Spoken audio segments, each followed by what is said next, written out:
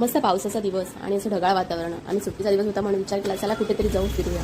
नंतर आम्ही मस्तपैकी असं बाईकवरती बसलो. असं छान वातावरण, थोडा थोडा पाऊस पडतोय आणि त्याच्यावरती बाईक किती भारी वाटतं ना. आम्ही पण अशीच काही थोडीशी मजा केली आणि आज ठरवलं मूवी बघायला जायचा. कुठला मूवी? चला तर बघूया पुढे कुठला मूवी बघायला